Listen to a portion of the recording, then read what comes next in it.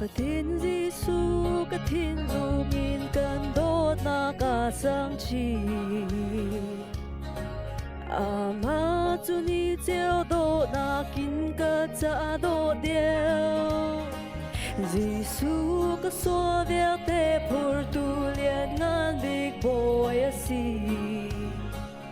Masa kan đốt na kin atu kan đốt na cả sang đều à theo mình cần thấy thiam lô hi vô lệ nun ra mi dù muốn cần phát đi cả chuan à đô na cần mu chín lại dùng na kin ka mui a lian nan nak ni a ka cheo li li par do le vanar fi na na kin a cheo deo ka du nak na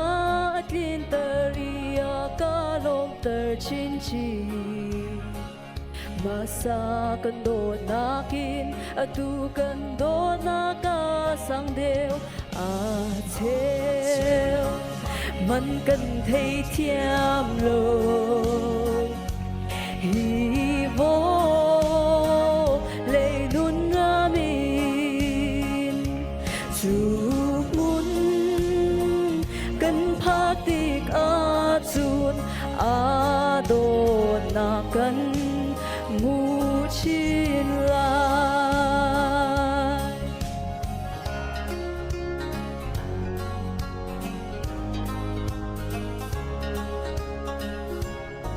ngày chết lê lu ra thấy cha na ca bi dung ra ca mít khi a noi a trang a lung đây na ca mu Giêsu ka so việc te phur tu ka tot big mi asi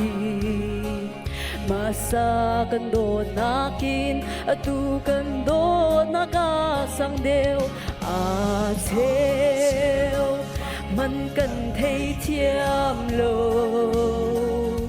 hi vô lệ nun ra min dù muốn cần phát tích à chun à đô na cần mu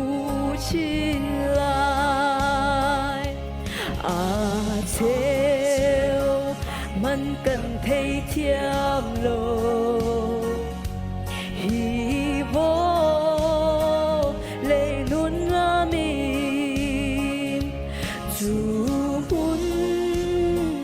cần phát tích cả chun à đô na cần mu chín lại